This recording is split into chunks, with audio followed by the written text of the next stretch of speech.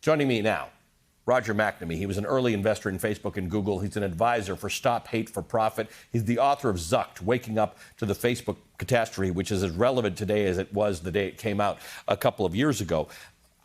Roger, I thought Facebook was stopping this stuff. I thought they had said they were making a commitment to using their algorithms to determine things that were actually dangerous to public health. You and I have talked about how they're dangerous to democracy for a long time, but they're actually dangerous to public health. Are they powerless to fix this problem? I don't think the issue is that they're powerless. The problem is that the business model that has made them so influential and so successful does this as its core engine of profit growth. And so the way to think about this is that what Facebook did was it transformed advertising by creating a way for marketers to get to the parts of human psychology that we normally hide in public. There's always been data about people in marketing, but it's always been our public-facing selves. Facebook got to the things about us that we normally would hide, and it gave advertisers a way of poking at people to essentially provoke them with outrage and fear.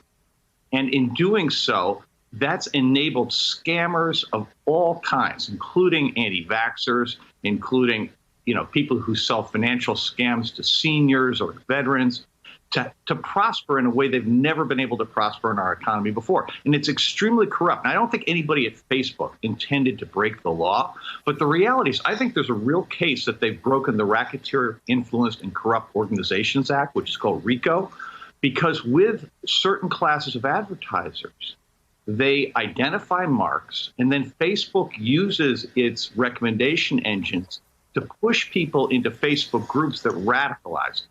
And that's what's happened with all these anti-vaxxers.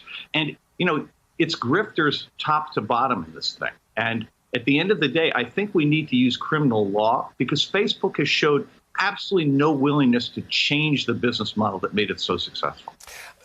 Roger, you and I have talked for a long time about what should be done about it. During the presidential election, prior to the presidential election, during the primaries, a number of the candidates actually brought up what should be done about it, the concept of how government should regulate it, if government should regulate it. One thing that you have pointed out to us is that some of our legislators don't really have a handle on this, and bad legislation may be worse than no legislation.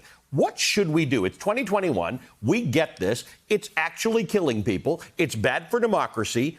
We can't stop social media. That would be anti-First Amendment. What does success look like to you now? So, Ali, I think we have to recognize that Congress has a super important role here. The economy in 2021 is really different than the economy of the 20th century, for which most of our regulations were created. So we do need Congress to pass laws to require safety in technology products, to create some kind of privacy protections for consumers so they can't be exploited, and then to rewrite the antitrust laws to allow for competition and alternatives to develop. But that's going to take years. So what do we do in the short run? We tried pleading with these companies, and they won't do anything about it. I think we have to recognize that there are 6 areas at a minimum where Facebook has evidence of criminal activity. As I said, I think the core business model may violate RICO, not for all of it, but just for certain cases of it. There's a case that was just consolidated in Delaware related to insider trading. There's a Texas case related to price fixing. There's obviously the insurrection, which Facebook aided and abetted. Then you have the Wall Street Journal 2 weeks ago put out a story talking about human trafficking, which was going on with the knowledge of executives at Facebook. And then lastly, Facebook has been accused of overstating its user counts, and it is admitted overstating its advertising views, which suggests there may be a case for revenue recognition fraud. Now, none of these things is proven in a court of law, and Facebook deserves its time in court. But the time to have criminal prosecutions, I think, has come. And I think we have so many different areas in which there is evidence in the public domain that it's really incumbent upon the Securities and Exchange Commission and the Justice Department to get to work on this.